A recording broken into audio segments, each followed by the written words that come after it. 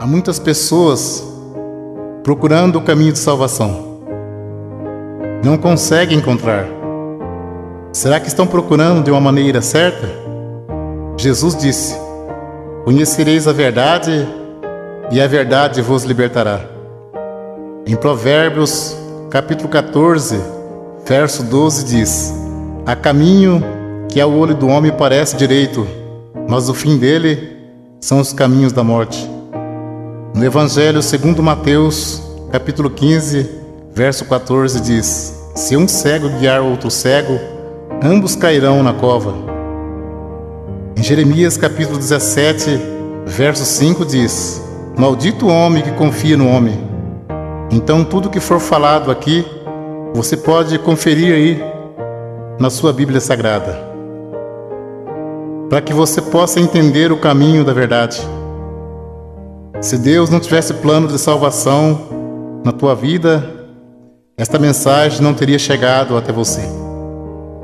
Entrai pela porta estreita, porque largo é o caminho que conduz à perdição, e muitos são os que entram por ela.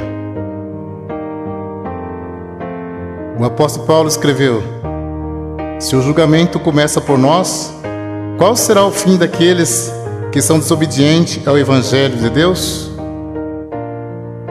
Se alguém não valorizar a palavra de Deus, com certeza dirá naquele dia: eu pensei que todos os caminhos levassem a Deus. O apóstolo Paulo escreveu aos Gálatas, capítulo 1, versos 6, 7, 8 e 9: maravilho-me de que tão depressa passeis daquele que vos chamou a graça de Cristo para outro evangelho, o qual não é outro. Mas há alguns que vos inquietam e querem transtornar o evangelho de Cristo. Mas ainda que nós mesmos, ou um anjo do céu, vos anunciar outro evangelho além do que está escrito, seja anátema. Assim como já vos dissemos, agora de novo vos digo: se alguém vos anunciar outro evangelho além do que já recebeste, seja anátema. Jesus Cristo disse: eu sou o caminho, a verdade e a vida. Ninguém vem ao Pai senão por mim. O Evangelho segundo João, capítulo 10, verso 9 ao 14. Jesus disse: eu sou a porta. Se alguém entrar por mim, salvar-se-á.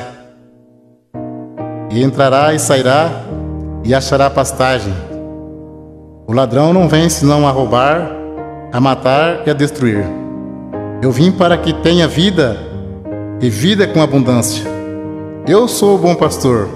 O bom pastor dá sua vida pelas ovelhas. Mas o mercenário e o que não é pastor, de quem não são as ovelhas, vê vir o lobo e deixa as ovelhas e foge. E o lobo as arrebata e dispersa. Ora, o mercenário foge porque é mercenário e não tem cuidado das ovelhas. Jesus disse: eu sou o bom pastor, e conheço as minhas ovelhas, e das minhas sou conhecido. Veremos agora em Apocalipse, capítulo 22, versos 18, 19, 20 e 21. Porque eu testifico a todo aquele que ouvir as palavras da profecia desse livro, que se alguém lhe acrescentar alguma coisa, Deus fará vir sobre ele as pragas que estão escritas neste livro. E se alguém tirar quaisquer palavra do livro desta profecia, Deus tirará a sua parte da árvore da vida e da cidade santa que está escrito neste livro. Aquele que testifica essas coisas diz: certamente cedo eu venho. Amém. Ora vem, Senhor Jesus. A graça de nosso Senhor Jesus Cristo seja com todos vós. Amém.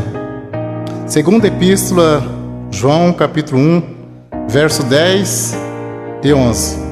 Se alguém vem ter convosco e não traz essa doutrina, não o recebais em casa, nem tampouco o saudeis, porque quem o sauda tem parte nas suas más obras.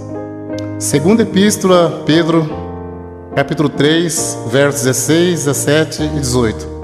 Falando disso, como em todas as suas epístolas, entre as quais há ponto difícil de entender, que os indoutos e inconstantes torcem igualmente as outras escrituras para a sua própria perdição. Vós, portanto, amados, sabendo isto de antemão, guardai-vos de que, pelo engano dos homens abomináveis, sejais juntamente arrebatados, e descaiais da vossa firmeza. Antes crescei na graça e conhecimento de nosso Senhor e Salvador Jesus Cristo.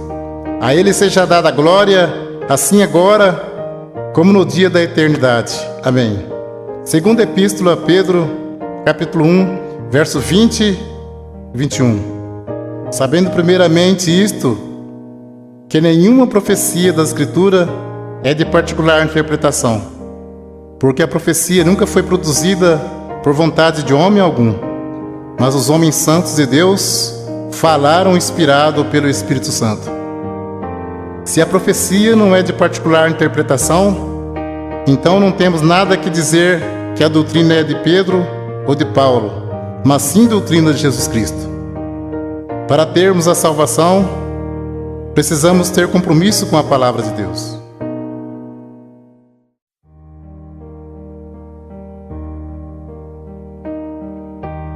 Vamos ver o batismo verdadeiro aos Efésios, capítulo 4, verso 4, 5, 6 e 7.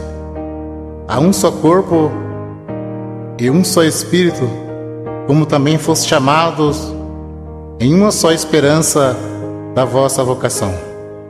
Um só Senhor, uma só fé, um só batismo, um só Deus e Pai de todos, o qual é sobre todos e para todos e em todos. Mas a graça foi dada a cada um de nós, segundo a medida do dom de Cristo. Batismo tem muitos, mas de acordo com a Bíblia, é só um. Vamos ver qual é o verdadeiro. Segundo Marcos, capítulo 16, verso 15, 16 e 17.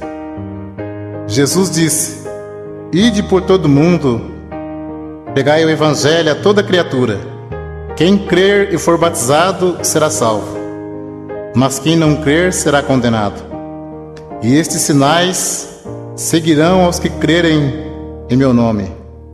Expulsarão os demônios, falarão novas línguas, pegarão nas serpentes, e se beberem alguma coisa mortífera, não lhes fará dano algum. E porão as mãos sobre os enfermos e os curarão. Ora, o Senhor, depois de lhes ter falado, foi recebido no céu e assentou-se à direita de Deus. E eles, tendo partido, pregaram por todas as partes, cooperando com eles o Senhor e confirmando a palavra com sinais que se seguiram. Amém. Evangelho segundo João, capítulo 3, verso 3 ao 7. Jesus respondeu e disse-lhe: na verdade te digo, que aquele que não nascer de novo não pode ver o reino de Deus. Disse-lhe Nicodemos: como pode um homem nascer sendo velho? Porventura pode tornar a entrar no ventre de sua mãe e nascer? Jesus respondeu: na verdade te digo, que aquele que não nascer da água e do Espírito não pode entrar no reino de Deus. O que é nascido da carne é carne, e o que é nascido do Espírito é Espírito. Não te maravilhes de ter dito: necessário vos é nascer de novo. O novo nascimento e a regeneração só se recebe pela fé em Jesus Cristo, que pelo nosso pecado foi entregue e ressuscitou para nossa justificação. Vamos ler agora quais palavras faladas no batismo, de acordo com a palavra de Deus. Atos dos Apóstolos, capítulo 2, versos 37, 38 e 39. As primeiras conversões. E ouvindo eles isto, compungiram-se em seus corações E perguntaram a Pedro e aos demais apóstolos: que faremos, varões irmãos? E disse-lhe Pedro: arrependei-vos, e cada um de vós seja batizado em nome de Jesus Cristo para perdão dos pecados, e recebereis o dom do Espírito Santo. Aos Colossenses, capítulo 3, verso 17: e quando fizerdes por palavras ou por obras, fazei tudo em nome do Senhor Jesus, dando por ele graças a Deus Pai. Continua o assunto do batismo. Evangelho segundo Mateus, capítulo 28, versos 16, 17, 18, 19 e 20. E os 11 discípulos partiram para a Galiléia, para o monte que Jesus lhe tinha designado. E quando o viram, o adoraram, mas alguns duvidaram. Disse Jesus: portanto, ide, ensinai todas as nações, batizando-as em nome do Pai, do Filho e do Espírito Santo, ensinando a guardar todas as coisas que eu vos tenho mandado. E eis que estou convosco todos os dias, até a consumação dos séculos. Amém.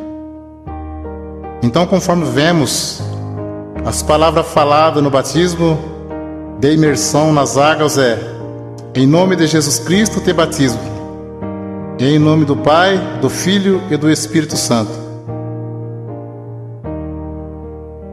Como se sauda o povo de Deus quando se encontra ou se despede?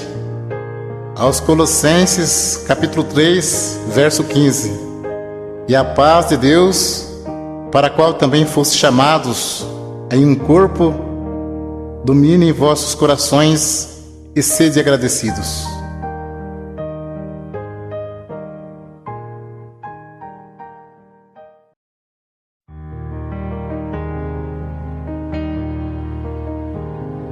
Vamos ver doutrina Santo Ósculo.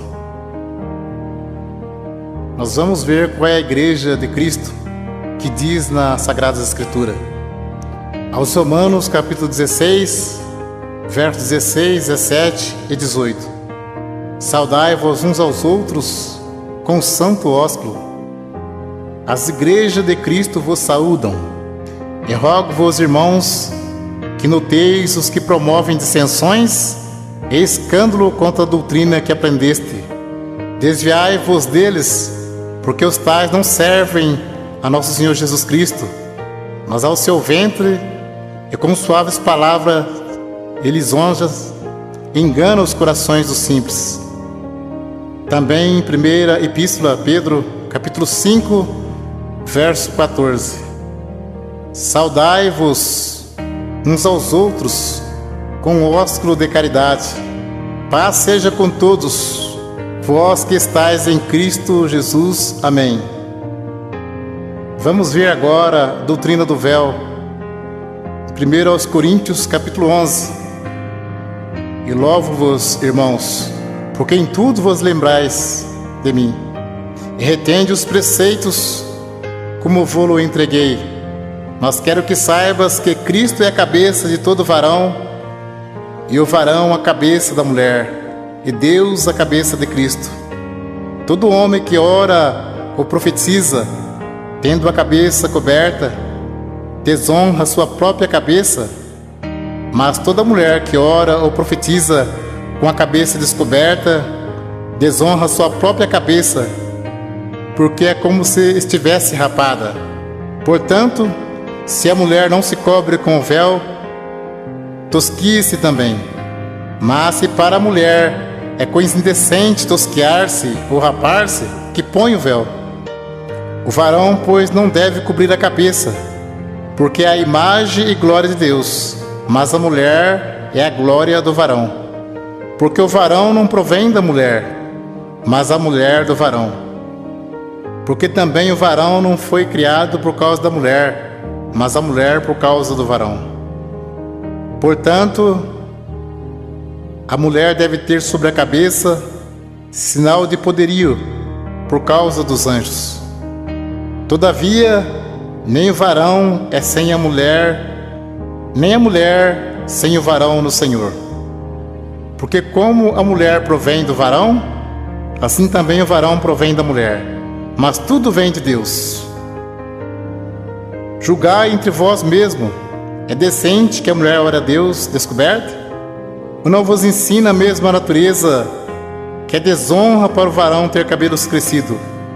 Mas ter a mulher cabelos crescidos lhe é honroso, porque o cabelo lhe foi dado em lugar de véu. Mas se alguém quiser ser contencioso, nós não temos tal costume, nem as igrejas de Deus. Até o texto diz como as mulheres devem se apresentar-se na igreja. Então é bem claro, ter a mulher cabelos crescidos lhe é honroso, porque o cabelo foi dado em lugar de véu. Então, se o cabelo é dado em lugar de véu, não pode cortar nem tosquear. Mas se para a mulher é coisa indecente tosquear-se ou rapar, que põe o véu. Se tivesse escrito somente do cabelo, não mandaria pôr, porque o cabelo já está no lugar. Uma cortina você põe e tira. O véu a mulher põe e tira. Uma pergunta: julgai entre vós mesmo. É decente que a mulher ore a Deus descoberta? Não. Para você entender mais fácil, aqui fala de 2 mandamentos. A mulher não pode cortar o cabelo, porque ter a mulher cabelos crescidos lhe é honroso, e tem que pôr o véu branco. Portanto, a mulher deve ter sobre a cabeça sinal de poderio por causa dos anjos. Tem que se cobrir com o véu quando for orar e profetizar. Vamos ler 1 Coríntios capítulo 14, verso 32 ao 37. Fala sobre a necessidade de ordem no culto, porque os espíritos dos profetas estão sujeitos aos profetas, porque Deus não é Deus de confusão, senão de paz. Como em todas as igrejas dos santos, as mulheres estejam caladas nas igrejas, porque lhes não é permitido falar, mas estejam sujeitas como ordena a lei. E se querem aprender alguma coisa, interroguem em casa seus próprios maridos, porque é indecente que as mulheres falem na igreja. Porventura saiu dentre vós a palavra de Deus? Ou veio ela somente para vós? Se alguém cuida ser profeta ou espiritual, reconheça que as coisas que vos escrevo são mandamento do Senhor. Um esclarecimento para você saber como é a Santa Ceia. Jesus celebrou a última Páscoa, que era uma vez ao ano, e celebrou a primeira Santa Ceia, que se segue uma vez ao ano. A Santa Ceia é a lembrança do sacrifício e da morte de Jesus Cristo por nós, até que Ele venha nos buscar. Ceia todo domingo ou todo mês não se encontra nas Sagradas Escrituras. Ceia todo mês é maneira de prender a pessoa firme no pagamento do dízimos. Cuidado com isso. Deus abençoe pela atenção. Que Deus cumpra na sua vida a oração que Jesus Cristo fez ao Pai. Segundo Mateus, capítulo 11, versos 25 ao 30. Naquele tempo, respondendo Jesus, disse: Graça te dou, ó Pai, Senhor do céu e da terra, que ocultastes estas coisas aos sábios e entendidos, e revelaste aos pequeninos. Sim, ó Pai, porque assim te aprouve. Todas as coisas me foram entregues por meu Pai, e ninguém conhece o Filho senão o Pai, e ninguém conhece o Pai senão o Filho, e aquele a quem o Filho quiser revelar. Vinde a mim, todos que estáis cansados e oprimidos, eu vos aliviarei. Tomai sobre vós o meu jugo e aprendei de mim, que sou manso e humilde de coração. E encontrarei descanso para as vossas almas, porque o meu jugo é suave e o meu fardo é leve.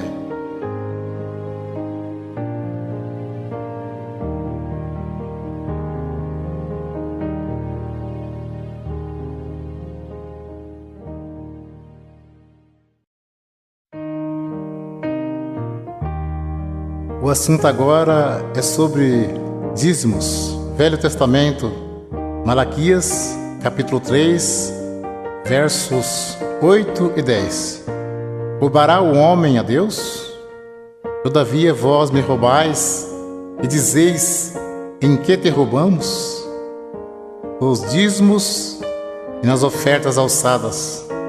Trazei todos os dízimos à casa do tesouro, para que haja mantimento na minha casa. E depois fazer prova de mim, diz o Senhor dos Exércitos, se eu não vos abrir as janelas do céu e não derramar sobre vós uma benção tal, que dela vos advenha a maior abastança. Alguém levava um animal perfeito e o sacerdote negociava o animal perfeito e sacrificava um animal imperfeito no lugar. Nisso que eles estavam roubando a Deus. Digo sempre, Deus não usa dinheiro. Coleta é para o próprio bem do povo de Deus. Se Deus não abrisse as janelas do céu e não mandasse chuva, a terra não produzia alimento. As tribos de Israel receberam herança, menos a tribo sacerdotal, que era a tribo dos levitas. Eles não receberam herança. Então eles recebiam parte do dízimos para se manter. Por isso que dizia, trazer os dízimos para que haja mantimento na casa do tesouro.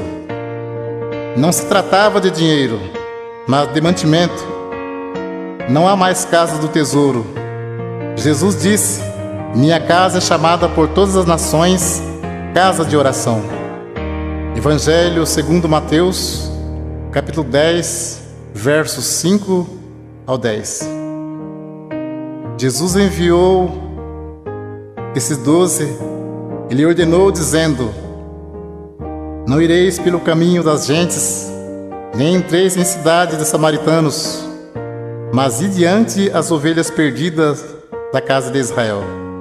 E indo pregai, dizendo, é chegado o reino dos céus. Curai os enfermos, limpai os leprosos, ressuscitai os mortos, expulsai os demônios, de graça recebestes, de graça dai. Não possuai ouro, nem prata, nem cobre em vossos cintos, porque digno é o operário do seu salário. Nem alforje para o caminho, nem duas túnicas, nem alparcas, nem bordão, porque digno é o operário do seu alimento. Podemos cumprir com alegria a missão de anunciar o Evangelho da graça. Jesus já pagou a nossa salvação com o precioso sangue que Ele derramou no duro madeiro da cruz. Enviando o apóstolo disse, de graça recebeste, de graça dai. Não precisa explorar ninguém. A parte material, Deus tudo provê na nossa vida. Jesus Cristo, sendo Filho de Deus, não poderia vir desfazendo a lei de Deus. Tanto é que ele foi circuncidado ao 8º dia, segundo o uso da lei. Foi levado ao templo para ser consagrado, segundo o uso da lei. E cumpriu celebrando a última Páscoa. Então ele cumpriu a lei e trouxe a graça. A lei e os profetas duraram até João. A graça e a verdade vieram por Jesus Cristo. Hebreus capítulo 7, verso 9, 18 e 19. E para assim dizer, por meio de Abraão até Levi, que recebe dízimos, pagou dízimos, porque o precedente mandamento é abrogado por causa da sua fraqueza e inutilidade. Pois a lei nenhuma coisa aperfeiçoou, e desta sorte é introduzida uma melhor esperança, pelo qual chegamos a Deus. Hebreus capítulo 7, versos 12, 13 e 14. Porque mudando o seu sacerdócio, necessariamente se faz também mudança da lei. Porque aquele de quem essas coisas se dizem pertence a outra tribo, da qual ninguém serviu ao altar, visto ser manifesto que nosso Senhor procedeu de Judá, e concernente a esta tribo, nunca Moisés falou de sacerdócio, porque dele assim se testifica: tu és sacerdote eterno, segundo a ordem de Melquisedeque. Jesus procedeu da tribo de Judá, e não da tribo de Levi, que era a tribo dos sacerdotes.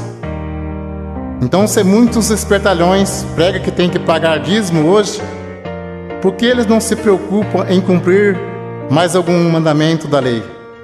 Porque o assunto deles é só dinheiro. Procura enganar, sendo que dízimos era para que houvesse mantimento na casa do tesouro. Muitos querem tirar proveito para ganhar dinheiro, dizendo: digno é o obreiro do seu salário. Mas isto é mesmo que dizer: digno é o obreiro do seu alimento. O apóstolo Paulo disse em Atos capítulo 20, versos 33 ao 36: de ninguém cobicei a prata, nem o ouro, nem o vestido. Vós mesmos sabeis que para o que me era necessário a mim e aos que estão comigo, essas mãos me serviram. Tenho-vos mostrado em tudo que, trabalhando assim, é necessário auxiliar os enfermos e recordar as palavras do Senhor Jesus, que disse: mais bem-aventurado coisa é dar do que receber. E havendo dito isto, pôs-se de joelhos e orou com todos eles.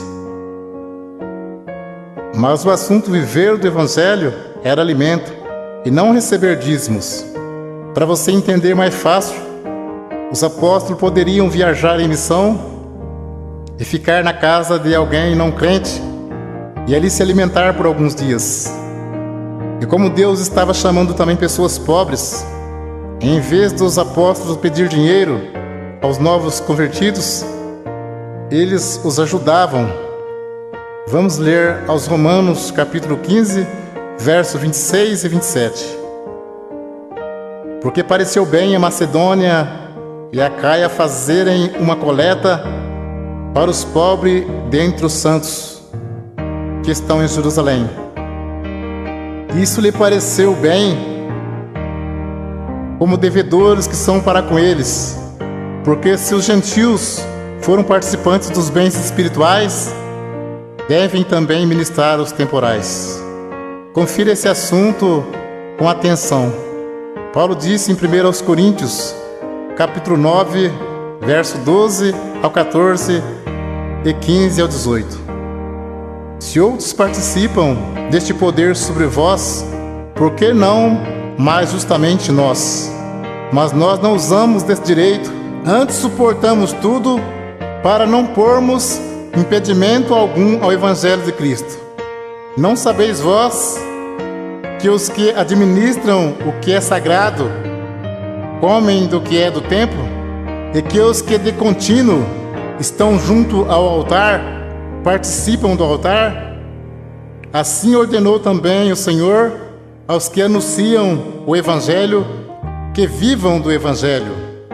Mas eu de nenhuma destas coisas usei, e não escrevi isso para que assim se faça comigo, porque melhor me fora morrer do que alguém fazer vã esta minha glória.